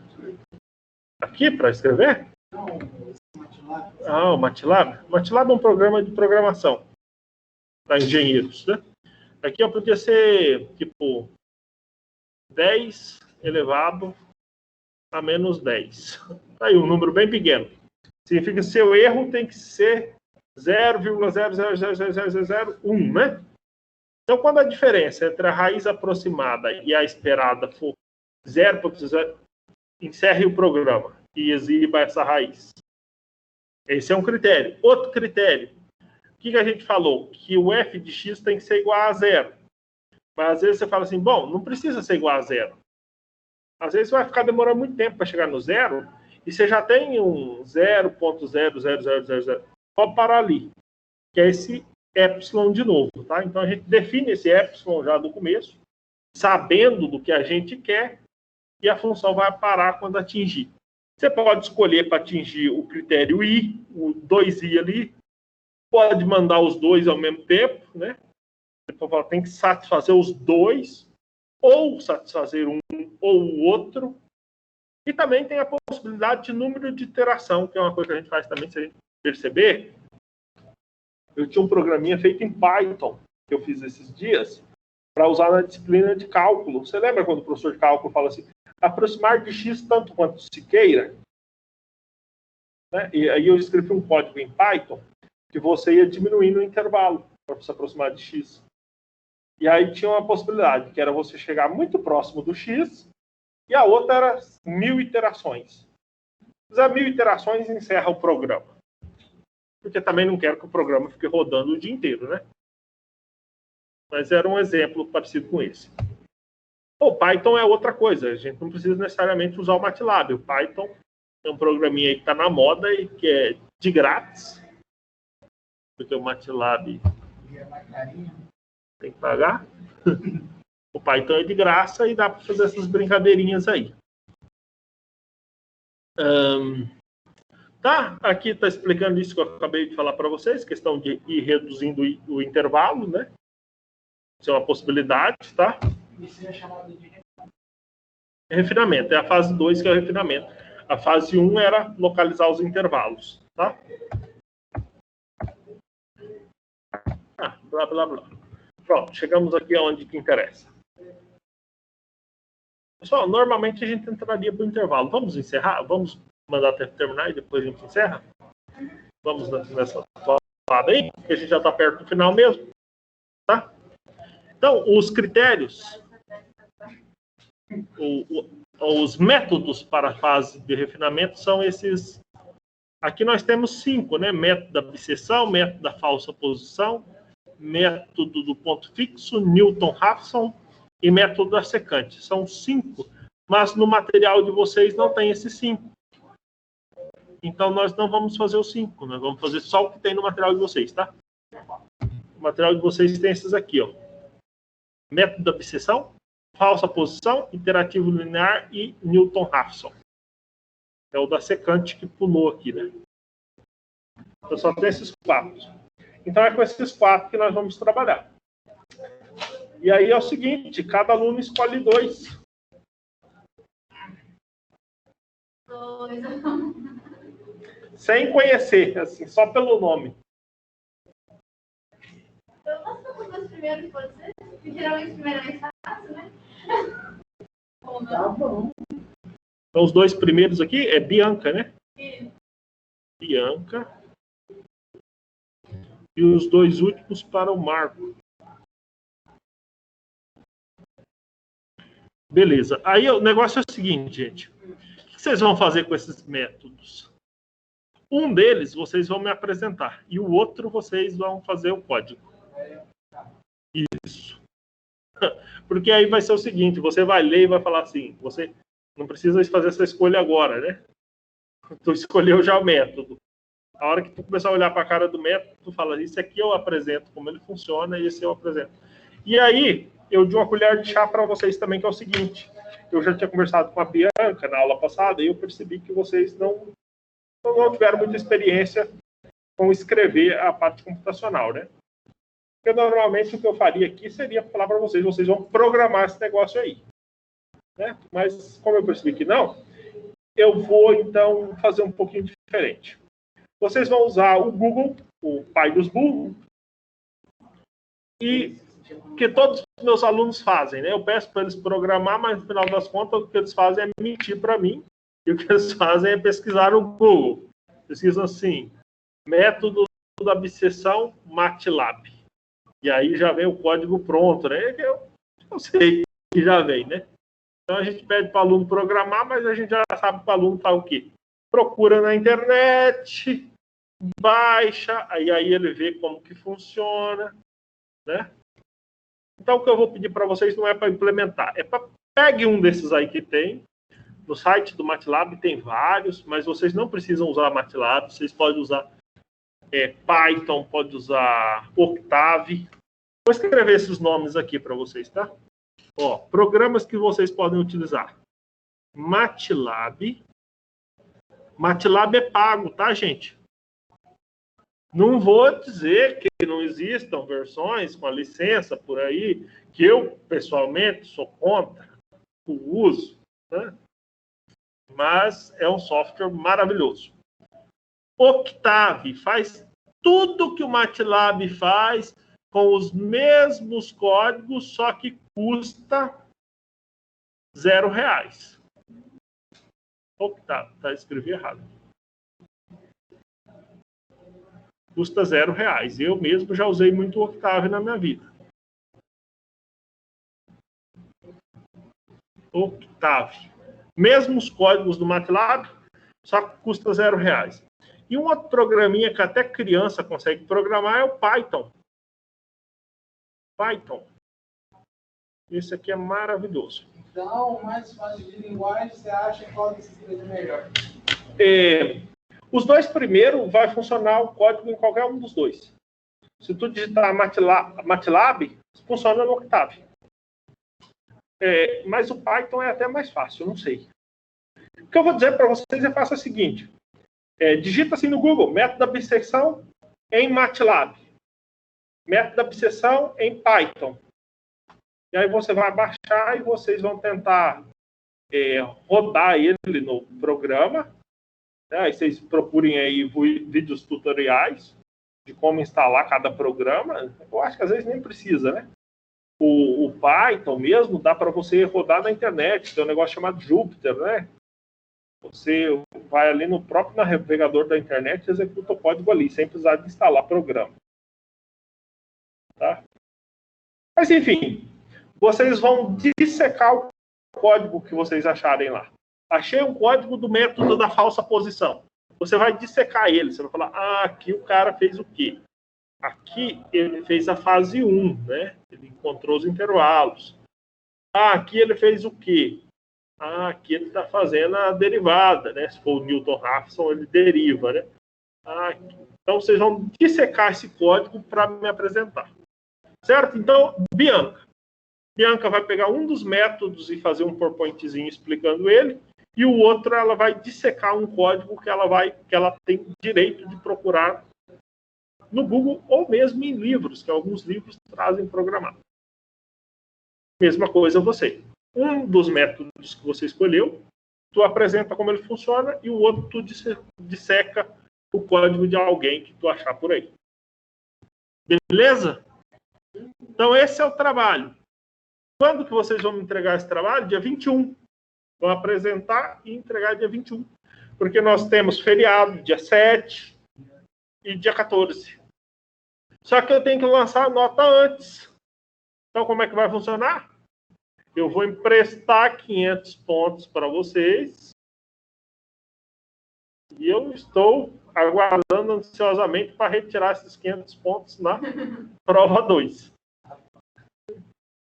Então, vocês terão um empréstimo de 500 pontos. Aí, dia 21 só vai ser para isso. Então. Beleza? Pessoal, e aí, vocês podem mandar dúvida lá no grupo, tá? Responderei? Sei. Vocês podem mandar dúvida lá. Madrugada também, tá? Deixa eu, então, relembrar aqui alguns pontos. Prova dia 27. 28, né? 28. 28, verdade. Inclui apenas a primeira unidade. A Bianca vai me lembrar lá, porque senão eu esqueço, tá, Bianca? Inclui apenas a primeira unidade. No final. Tá bom. E o trabalhinho dia 21. Esse trabalhinho vocês já vão estar com os pontos creditados antes da hora. E depois... Isso aí eu não esqueço, não. Vocês não precisam me lembrar, não, tá? Desse empréstimo aí que eu vou cobrá-los com juros de 10%. Tá mais barato. Posso tirar até 550 pontos.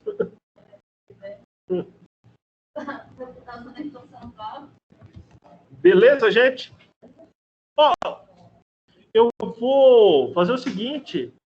Eu creio que da mesma forma que eu compartilhei aquela aula com vocês, eu creio que eu tenho aula dos meus alunos apresentando implementação desses próprios métodos aí. Como são vídeos de outros alunos, eles não estão públicos lá, né, no YouTube. Eu vou procurar para jogar o link para vocês. Pelo menos para dar uma ideia para nós. E aí dá uma ideia já do que vocês vão fazer. Pessoal, combinado? Beleza? Tirem uma foto desse aqui. Já vou jogar essa apresentação lá para vocês também, tá?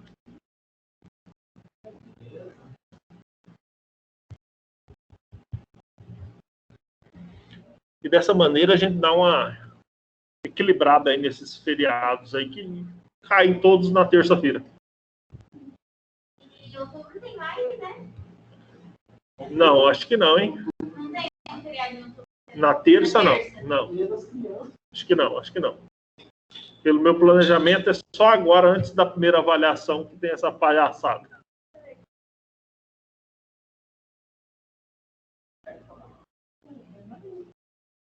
Deve ter um na segunda, dia 12.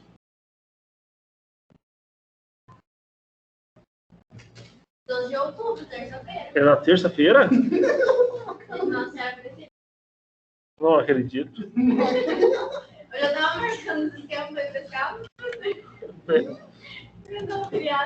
Não acredito nisso. Dia 12 de outubro. Eu já posso fazer. Na outra semana. É verdade. É verdade. Ó, a gente tem o oficial. Dia 5 não tem aula. Dia 12 é feriado. Porque é semana de compensação, sei lá o que é. Então, tipo assim, só vai ter aula de 19. Eu poderia repor, né? Eu podia repor a aula aí. Tem uma aula que nós fez, né? Podia repor. Podia repor no dia 5. Eu não vou repor nada, não, porque eu já do conteúdo vou vir aqui só e inventar alguma coisa aí, tipo para essa avaliação formativa, talvez. E dia 2 também é no feriado, não é nada. Não, mas isso não é terça-feira. É na terça-feira. Dia 2 é. Vamos mudar nossas aulas segunda. Peraí, dia 2 eu marquei a aula aqui. Mas aí tá difícil de dar aula nesse galvanômetro. Tem. Dia 2. Só tem aula segunda, terça, quarta e quinta, né? Eu? Igual eu, né? Eu tenho aula terça, quarta e quinta. Não, vou ter que colocar aqui, ó. Nossa, esse feriado aqui eu não dá conta, né? Eu estava olhando por causa que esse ano a gente tem vários feriados. Nas terças-feiras. Vai ter um agora em 2 de setembro, um em outubro e um em novembro. Nossa, que loucura!